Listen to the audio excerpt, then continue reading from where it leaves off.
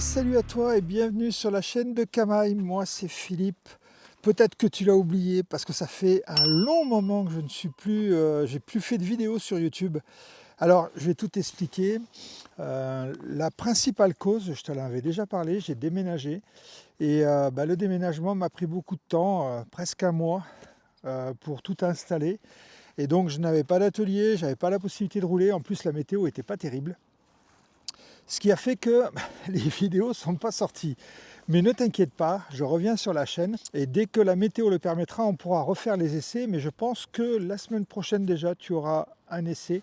On fera certainement l'essai de la CF Moto 800 NTX, une moto que ça fait un petit moment que j'ai envie d'essayer. Et donc, je pense qu'on pourra faire ça la semaine prochaine, mais je te tiendrai au courant. Aujourd'hui, tu vois, j'ai mis la casquette Ducati, donc on va parler Ducati. Et je vais te parler de mon retour d'expérience sur ma Multistrada V4S. C'est un modèle Sport 2021 si jamais tu ne l'as pas vu sur la chaîne encore. Et donc avec cette moto, quand je l'ai achetée, elle avait 28 500 km. J'en ai maintenant 39 700, donc un peu plus de 10 000 km effectués à son guidon. Le moment de faire le bilan, de te dire ce qu'elle vaut, ses avantages, ses inconvénients. On parlera aussi des problèmes que j'ai pu rencontrer et je te parlerai au global de la moto. Donc en fait, tu auras des chapitres sous la vidéo. D'abord, je vais te parler des équipements que j'ai montés sur cette moto. Ensuite, je te parlerai des points positifs, des points négatifs de la moto. On verra ensuite les modifications futures que je vais y apporter et arrivera la fameuse question finale qui se pose chaque année. Qu'est-ce que je vais faire de cette moto? Je la garde, je la garde pas? Je t'en parlerai à la fin de la vidéo. Donc reste bien connecté. Alors, on va commencer par parler des principaux avantages, des points forts de cette moto. Premier point fort, on va découper la moto en deux si tu veux, l'avant et l'arrière. Donc le premier gros point fort de cette moto, c'est sa protection. Je n'ai jamais eu une moto qui protégeait autant, tant du vent. Donc je te rappelle que cette bulle, elle est réglable. Tu peux la régler ici. Alors je te montre ici la manette là. Hop, tu la baisses. Donc en été, moi je la baisse, ça me permet d'avoir de l'air sur moi, mais pas de turbulence, ça c'est super important. Et en hiver, je la monte, et là j'ai une protection totale, je fais 1,86 m, je suis assez large. Les déflecteurs ici protègent super bien. Petit bonus sur cette moto, moi j'ai rajouté les volets. Alors ces petits volets, tu les as sur les nouvelles, alors que je te trouve le bouton là, voilà. Tu peux les ouvrir ou tu peux les fermer. Donc en hiver, moi je les ferme, ça m'évite d'avoir le froid sur les jambes et d'avoir de l'eau sur les jambes. En été, je les ouvre pour avoir un peu d'air frais, c'est vachement agréable. Le réservoir est super large, ici tu es bien protégé au niveau des genoux. Donc la protection de cette moto, quand il pleut, quand il fait froid, quand il y a du vent, elle est exceptionnelle. Mais ça c'est pour la partie avant. La partie arrière, alors j'ai fait exprès. Tu sais que je roule tous les jours avec la moto, enfin par n'importe quelle météo. Je fais pas de vidéo parce que quand il pleut, évidemment, les caméras, tu vois rien. Mais je roule avec ma moto tous les jours, c'est mon seul moyen de locomotion. Tu la vois, hier, il pleuvait. Voilà l'état de la moto quand il pleut. J'ai fait exprès de la laisser comme ça pour te montrer par contre la protection à l'arrière. Et tu t'aperçois qu'ici, la selle, elle est sale, donc ton dessous de pantalon, il est sale. Ici, ça remonte un peu sur la selle passager, ça remonte un peu sur le top caisse. Donc tu vois, c'est pas un niveau protection à l'arrière, c'est pas une réussite, même si tu as une bavette. Ici, c'est pas top. L'échappement, il est dégueulasse. La bavette est sale. Enfin voilà. Donc toute la partie arrière ici, ça mériterait quand même une meilleure protection. Voilà pour la partie protection. On va parler du confort de la moto. Là, deux parties. On a la selle et on a les suspensions. Question selle. La moto est super confortable. J'ai pu rouler très longtemps avec et franchement, il n'y a aucune douleur. Tu as la possibilité de régler en longueur la selle. Tu as deux crans. Elle peut être plus avancée ou plus reculée. Si tu l'avances plus, tu peux venir te caler ici quand tu es sur autoroute. Et c'est super reposant pour tes lombaires. Au lieu d'être droit, tu vois, tu peux être un peu plus incliné et reposer tes lombaires. Moi, j'ai trouvé ça super intéressant. Donc, question confort de selle, aucun problème. Question confort suspension, la moto c'est un Pullman, tu peux pas avoir mieux. Le réglage ici, quand tu viens au niveau du tableau de bord, tu vas pouvoir régler tes suspensions. Donc là, tu vois, je me suis mis à un mode urbain. Tu mets le mode que tu veux. Ici, tu vas venir changer ton mode de suspension. Tu vas pouvoir avoir le réglage du niveau automatique en fonction de la charge. Tu vas pouvoir régler sinon pilote, passager plus bagage. Donc tout ça, c'est possible en roulant. Je me souviens que ce n'était pas le cas sur la KTM, mais là, c'est possible en roulant. Donc c'est pas mal. Et après, ici, bien sûr, tu vas pouvoir après régler aussi tes suspensions en fonction du mode que tu as. Donc là, moi, je me le suis mis, tu vois, j'ai créé ce mode urbain et je m'en sers quand il pleut, c'est-à-dire que je mets les suspensions avant le plus souple possible, suspension arrière le plus souple possible, la précharge en auto, et ça me donne une moto qui est très souple. Et sous la pluie, il vaut mieux avoir une moto souple qu'une moto trop raide pour avoir une meilleure adhérence. Les suspensions, c'est un Pullman, et quand tu veux forcer un peu plus, si je me mets en mode sport, tu vois, là je me suis mis suspension avant le plus dur, suspension arrière la plus dure et la précharge automatique. Donc en fait, tu fais ce que tu veux avec ta moto et avec tes suspensions, tes modes et tout, c'est parfait. La façon dont tu peux régler ta moto en fonction des conditions, en fonction de ce que tu veux faire, c'est vraiment top et c'est un énorme point fort de cette moto. On a vu donc la suspension. En termes de confort, on a ce qu'on veut, et quand on passe en position sport, c'est encore plus agressif, ça donne une moto plus rigide, beaucoup plus efficace. Je t'avais parlé de ce petit truc là que j'ai rajouté, qui vient donner encore un peu plus de feeling à la moto. Moi, ça fait maintenant plus de 3-4 000 km que je roule avec. Je vois une différence quand je le coupe, puisque tu peux complètement le desserrer ou complètement le torquer pour annuler le mouvement de la masse. On voit une différence. Donc là, on a parlé du confort de la moto. On va parler de son moteur. Là, on va passer un peu en vidéo sur la route. Je vais te commenter ça maintenant. Donc ce moteur, pour moi, il est vraiment exceptionnel.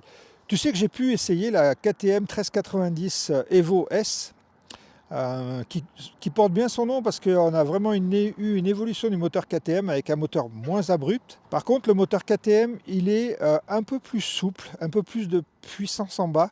Celui-là, en fait, il va vraiment se libérer à partir de 6-7 000 tours, où là, vraiment, tu vas avoir la puissance qui arrive d'un coup. C'est violent. C'est un moteur qui peut être violent. La mise en route est assez rapide parce que les 6000 tours, tu les atteins rapidement. En fait, ce moteur, il est bien parce qu'il a beaucoup de puissance. En souplesse, il est un peu moins bien que le KTM, ce qui fait que tu auras des difficultés à rouler en 6e à 90.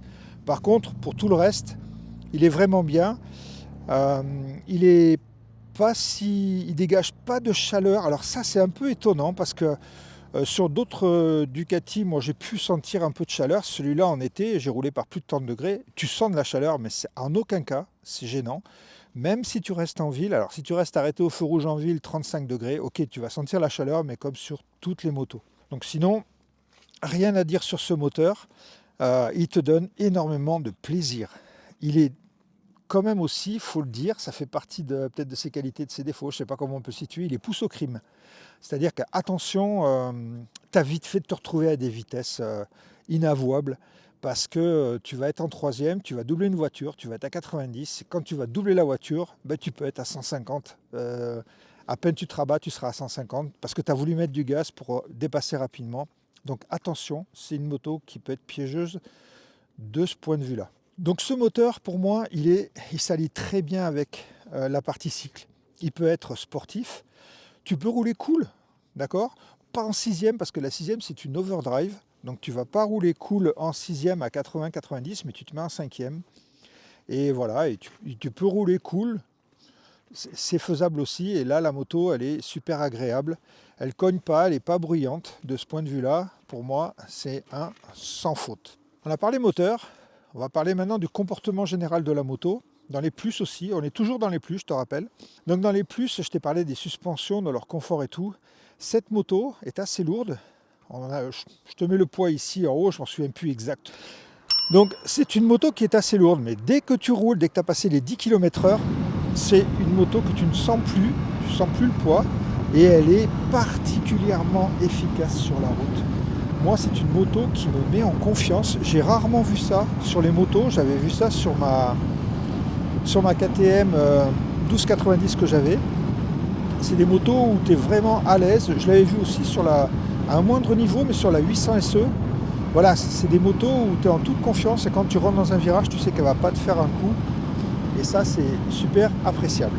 Donc, question partie cycle, question comportement moto, bah, c'est top. Que tu sois sur petite route, où là, tu vas pouvoir enchaîner les virages super bien, que tu sois sur 4 voies, ou avec sa protection, tant qu'il ne pleut pas, pour l'arrière, mais avec sa protection avant qui est vraiment sans faille, il n'y a pas de turbulence, c'est vraiment super appréciable.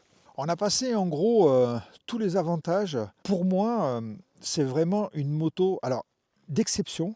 Le prix aussi est d'exception, puisque une moto comme ça vaut maintenant plus de 24 000 euros. Moi, je te rappelle que je l'ai payé 18 000 euros quand je l'ai acheté.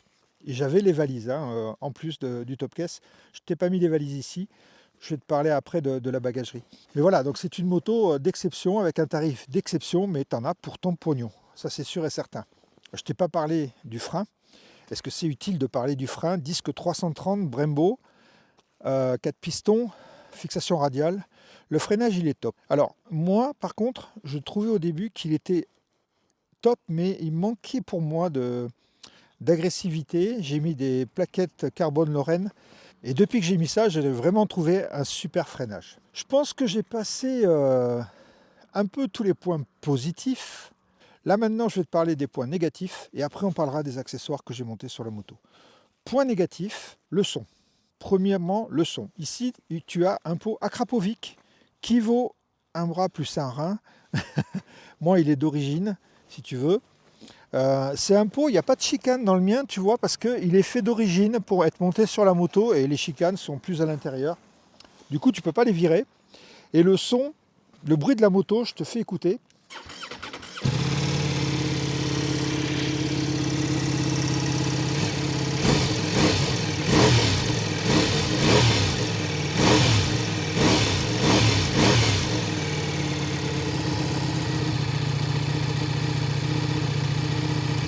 Tu vois, rien d'exceptionnel malgré la Krapovic. C'est un moteur, tu as un V4, mais tu n'as pas un bruit exceptionnel pour la cylindrée et pour la puissance. Tu vois, ça ne reflète pas un peu l'état d'esprit du moteur. Moi, j'ai gardé le catalyseur, j'ai touché à rien. La ligne est d'origine, elle est vendue comme ça. Un peu décevant, si tu veux, au niveau de la sonorité générale de la moto. Le seul moment où c'est bien, c'est quand le moteur est chaud. Là, tu vois, il n'était pas tout à fait chaud, mon moteur. Mais quand il est chaud et que tu arrives à un feu rouge, je vais te montrer la vidéo maintenant, là. Quand tu es moteur chaud, que tu arrives à un feu rouge, les cylindres arrière, ici, se coupent, d'accord, pour éviter de chauffer. Et là, il change de bruit et tu as une sonorité plus grave, qui est assez sympa. Quand tu joues avec l'embrayage, tu peux changer la sonorité. Je te montre ça maintenant. Et ça, bon, c'est le seul moment où tu as une bonne sonorité. Donc ça, c'est un peu décevant pour cette moto de ne pas avoir un super son. Et comme moi, je ne veux pas toucher ni aux chicanes ni au catalyseur, ben voilà. Ensuite, l'autre souci, je t'en ai parlé, protection arrière. La protection à partir de là, ici, là, jusque là, les remontées d'eau, la moto, elle est souvent sale. Dès que tu roules sous la pluie, elle est souvent sale. Ça, c'est pas tip top. Dans les moins que je pourrais te parler, c'est ici. Ici, tu as la commande des poignées chauffantes. Donc, ça implique que tu l'as. Bon, je te montre mieux. Ici, voilà. Tu as les poignées chauffantes. Ça implique des fois que tu lâches le guidon pour pouvoir lâcher la poignée des gaz pour pouvoir les activer. C'est moyennement fait. C'est dommage parce que tu vois, par contre, ils ont mis les warnings ici et les warnings, bah, c'est facile de les attraper ici. C'est dommage parce que les commodos en général sont bien faits. Il y a juste la poignée chauffante ici, c'est un petit point négatif de la moto. L'autre point noir de cette moto, bah, c'est sa consommation. Alors moi je sais pas, on va voir si c'est enregistré parce que j'ai fait le plein il n'y a pas longtemps. Mais si tu veux, il y a beaucoup de gens qui disent qu'avec ils arrivent à consommer moins de 6 litres. Moi je ne sais pas comment ils font. Moi en utilisation normale, ça varie entre 6 litres 5 et 7 litres 2. On va voir ici, voilà, tu vois, là, ici, bon, j'ai fait que 15 km. Après le plein, je suis à 7 litres 9. Bien sûr que ça va baisser. Je serai facilement à 7 litres. C'est difficile de faire moins de 7 litres parce que d'abord, la moto te pousse à rouler avec. Et en plus de ça, le V4 consomme. Donc avec le plein d'origine, moi, j'ai du mal à faire 300 km, à peu près 300 km. Donc c'est une moto qui consomme. Si tu cherches une moto économique, passe ton chemin, c'est pas le cas. elle consomme. Autre point noir, les révisions. Le prix des révisions, c'est pas donné. Alors bon, c'est tous les 15 000 km, mais c'est souvent aussi tous les 15 000 ou un an. Il y a des révisions intermédiaires. J'ai payé 350 € pour la révision que j'ai faite à 35 000 km. Donc ça, du point de vue des révisions, c'est moyen. Autre point noir, autre point un peu négatif, ben ça va être, je t'ai dit que j'avais les valises. Dans les valises, tu mets pas de casque. Tu vois, mon casque, c'est un AJC, il n'est pas énorme non plus. On ne rentre pas le casque dans les valises. Le casque, il rentre dans le top case.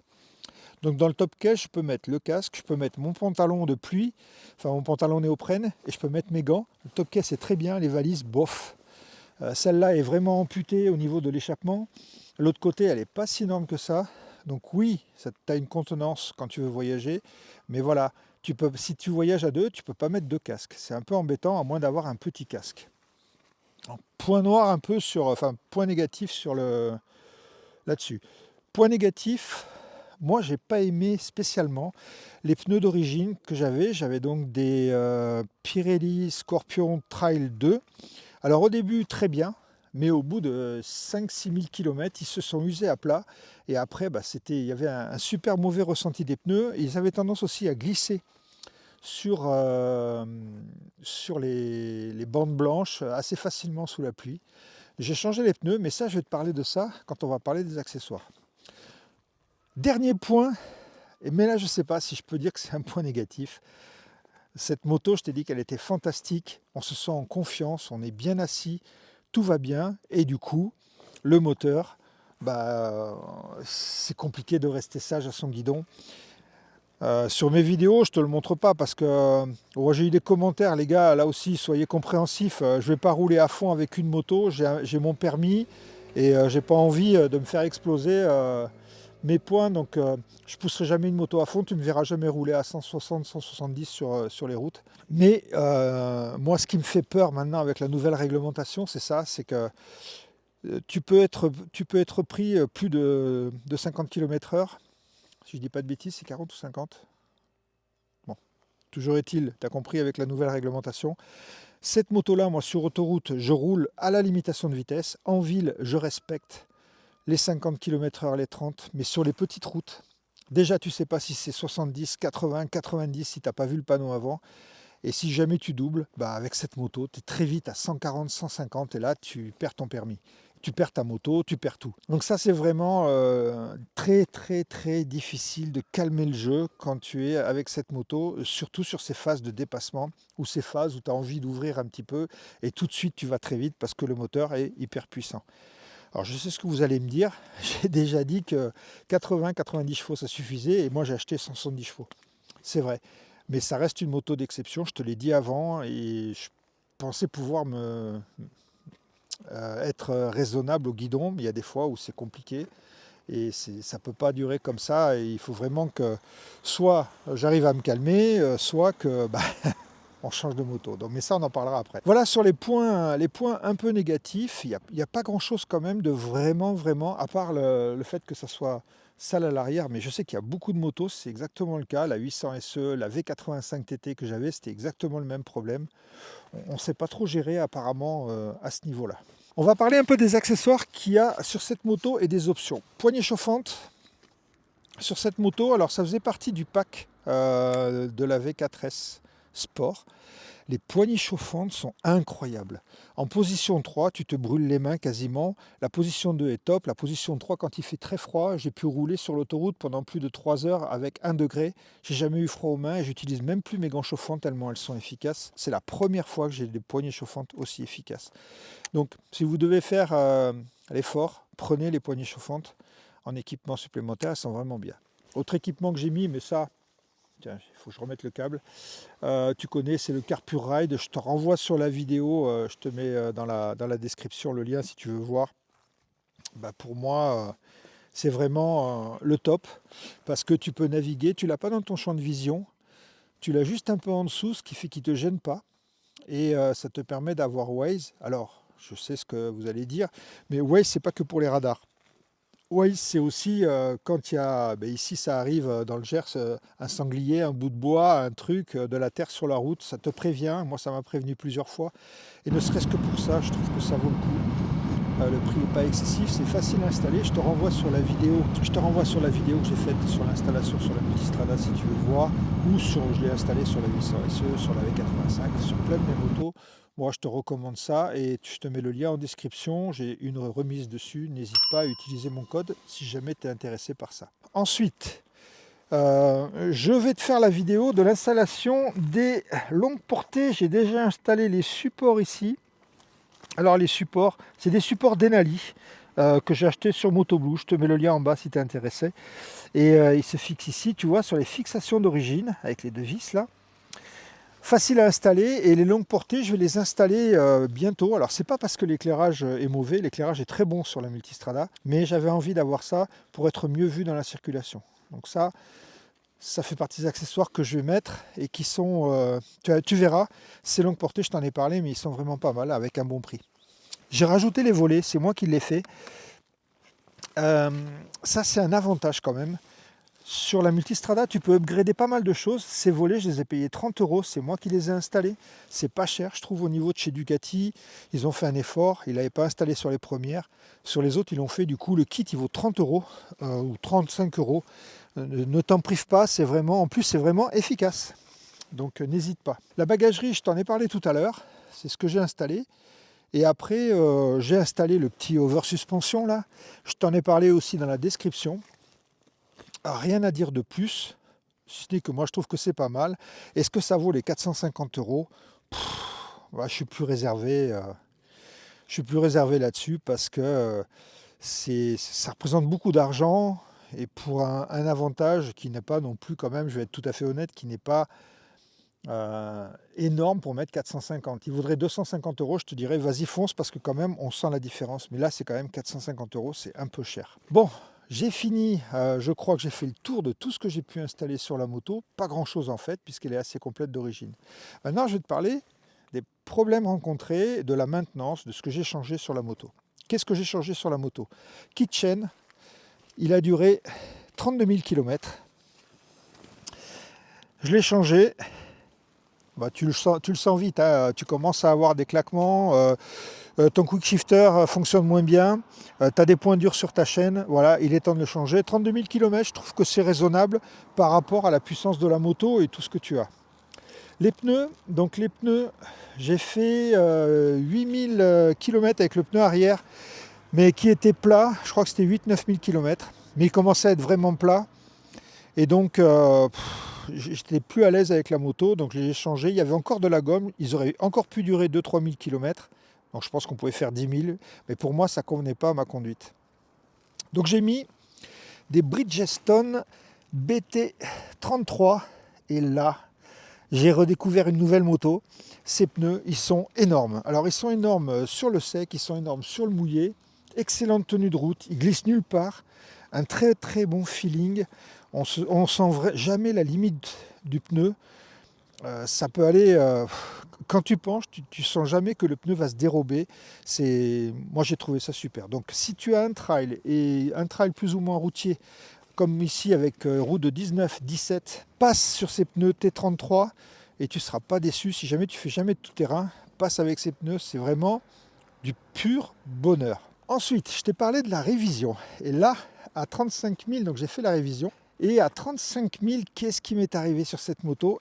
Ici, j'ai eu une fuite. Donc, joint spi de fourche a changé à 35 000 km. Alors, ne crie pas au scandale. Suspension pilotée, c'est quelque chose qui arrive. Moi, je sais que sur ma KTM 1290, j'avais l'amortisseur arrière qui avait lâché à 32 000 km. Même pas, je crois, 30 000. Bon, ça arrive. C'est quelque chose qu'il faut que tu prennes en compte. De changer les joints, moi j'en ai eu pour 450 €. La manœuvre est super lourde. Il faut démonter toutes les cartouches. C'est pas aussi simple que ça d'après les mécanos Ducati. La moto elle est restée toute la journée avec la révision plus les fourches et ils n'ont pas chômé. Bon, c'est tombé sur moi. Écoute, si c'est tous les 35 000, la prochaine ce sera 70 000. Si c'est ça, bon c'est acceptable. Mais apparemment ça arrive souvent sur les suspensions pilotées. Donc prends-le en compte. Plaquettes de frein, je les ai changées. Je t'ai dit pourquoi je les ai changées. C'est moi qui les ai faites. Bon, rien de spécial là-dessus au niveau des plaquettes de frein. Autre problème rencontré. Un matin, J'ai eu le voyant cruise control qui s'est allumé ici quand je l'ai démarré, plus le voyant moteur. Ça m'a embêté, j'ai coupé le contact, j'ai remis le contact, j'ai roulé. Le voyant cruise control a disparu, par contre j'avais toujours le voyant moteur orange qui restait allumé. Donc ça, c'était pas top. J'ai cherché à comprendre, mais quand je me suis souvenu que le voyant cruise control s'était allumé, j'avais déjà eu un problème sur un scooter, le scooter d'un pote. Et en fait, si tu veux, cruise control égale vérification de vitesse. Donc j'ai de suite été voir les capteurs ABS arrière, avant. J'ai commencé par l'arrière parce que c'est le plus facile. Je l'ai démonté, je l'ai nettoyé. J'ai nettoyé la couronne, la roue phonique que tu as ici là. Et le problème est disparu. Donc voilà, c'était dû à ça, le capteur ABS était sale. Ce problème-là, moi je l'ai vu sur un scooter et ça bridait le moteur en vitesse parce que le traction control, si tu veux, ne voit plus la vitesse et donc il te bride le moteur. Sur celle-là, tu as juste un voyant qui s'allume. Problème, c'est que quand tu vas dans le menu, tu ne peux pas savoir quelle panne tu as. Sur KTM, tu y vas et ça te dit, voilà, capteur ABS, ça te dit ce que tu as comme problème et les systèmes touchés. Sur la Ducati, tu as rien, il faut l'amener chez Ducati. Donc moi, j'ai fait ça, j'ai appelé Ducati qui m'a confirmé qu'effectivement, ça arrivait. Donc les capteurs ABS, si jamais un jour tu as ce problème, tu nettoies ton capteur ABS arrière, commence par celui-là, parce que c'est souvent celui qui est le plus sale, parce que le capteur ABS avant est de l'autre côté, ici, là, et celui-là, apparemment, t'es pas trop embêté avec. Mais à l'arrière, vu l'état de la roue arrière, tu comprends bien que, tu vois, tu as de la saleté qui va arriver, et donc ce capteur ABS te met, vu que c'est lui qui mesure aussi la vitesse de rotation de la roue, bah, il te met un message. Voilà, c'est tout ce que j'ai rencontré comme problème, à part les joints SPI, mais je te dis, pour moi, après avoir fait des recherches, rien de vraiment anormal à ce niveau-là. On en vient maintenant à la question qui fâche. Est-ce que je vais garder cette moto ? Bah, je me pose beaucoup de questions. Pour être très honnête avec toi, depuis que cette nouvelle réglementation est passée, moi ça me fait peur. Alors je ne sais pas, mettez-moi dans les commentaires ce que vous en pensez. Il y en a certains parmi vous, moi je vois les commentaires que j'ai, il y en a certains, je pense que ça ne leur posera pas de problème parce que c'est pas des gens, c'est des gens qui roulent tranquille avec leur moto, que ce soit quand on avait les V85, je voyais les commentaires. On n'est pas tous pareils, c'est normal, il n'y a aucune critique là-dedans. Chacun conduit sa moto comme il l'entend. Mais moi je me pose la question, je peux très bien faire une faute d'inattention et puis donner un coup de gaz et tout de suite je te montre ici comment ça accélère un peu là, mais voilà, comme tu peux le voir, c'est hyper rapide s'il n'y a pas beaucoup d'inertie, hein, même si tu as la puissance à partir de 6000, tu te retrouves très très très très vite à des vitesses qui ne sont pas normales. T'as pas le droit de, tu peux pas rouler comme ça sur la route aussi, je comprends très bien si tu veux.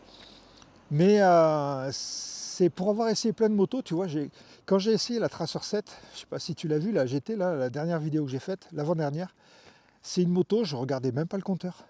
Parce que tu sais que tu as 73 chevaux et tu roules en fonction, et je me suis jamais retrouvé. Alors avec une moto comme ça, tu peux rouler à 200, c'est pas le problème, mais en accélération, tu vas pas te retrouver comme avec la Ducat. Donc voilà, ma réflexion actuellement, c'est ça, c'est de me dire... est-ce que je vais arriver à rester mesuré parce que j'adore cette moto. Franchement, c'est une des motos que j'adore vraiment, j'aurais vraiment du mal à m'en séparer. Mais il y a ça. Il y a aussi le fait que, après avoir essayé la 390 Adventure, toutes ces motos-là qui sont assez légères, ou même pas tellement légères, mais les motos qui sont plus typées tout-terrain comme la 800 DE, ça donne envie, alors pas d'aller faire du tout-terrain comme Tom Barrer, mais d'aller faire ce qu'on appelle des pistes blanches, tu vois, des chemins larges, comme on peut trouver sur certains passages du TET, il y en a, pas tous, mais il y en a. Ça me donne envie aussi d'aller faire ça, et donc pourquoi pas acheter un trail plus orienté, tu vois, style 60% route, 40% terre. Donc voilà, la démarche, elle est dans ma tête. J'y réfléchis. vous aurez la réponse assez rapidement parce que je ne vais pas traîner. Si je dois le faire, la moto elle a 39 000 km. Si je dois la vendre, ce sera avant les 40 000. De préférence, après je la garderai parce qu'il y a la révision des 60 000 où tu as les soupapes à faire. Et c'est une révision qui coûte assez cher, donc à ce moment-là, j'économiserai, je ferai la révision. Donc voilà, je pense que courant mars, vous aurez la réponse à la question, je change ou je garde. Mais j'aimerais avoir ton avis dans les commentaires pour savoir ce que toi tu ferais à ma place. Ça peut toujours être sympa. Voilà, bon écoute, j'ai assez parlé comme ça. J'espère que cette vidéo t'a plu. Ce que je te propose, je vais essayer de faire, de toute façon, avant le 13 février, il faut que je fasse la vidéo sur les longues portées, donc tu vois, tu l'auras d'ici 15 jours. Et je vais essayer d'aller ouais. Je vais essayer d'aller tester la 800 MTX de chez CF Moto. Et je sais qu'ils vont sortir une 1000 aussi, j'aimerais bien essayer, voir ce que ça donne comme type de moto. Moto chinoise, tu vas me dire encore. Sujet super intéressant d'ailleurs, dans les nouveautés de la chaîne qui vont sortir, je vais te faire une fois par mois un sujet, je vais traiter un sujet dans mon garage et je vais te traiter un sujet particulier. Et le premier sujet qui me vient dans la tête là, c'est les motos chinoises, c'est bien ou c'est pas bien, pourquoi on pourrait acheter une moto chinoise, pourquoi il ne faut pas acheter une moto chinoise, on en discutera. Et je vous poserai avant les questions. Vous me mettrez les questions que vous voulez me poser, les sujets que vous voulez que j'aborde, et on fera ça en direct dans mon nouveau garage que je te présenterai bientôt, puisque quand je montrerai les longues portées, il sera fini. Voilà, écoute, j'espère pas avoir été trop long, j'espère que cette vidéo t'a plu, et je te dis à très bientôt sur la chaîne. Tchuss!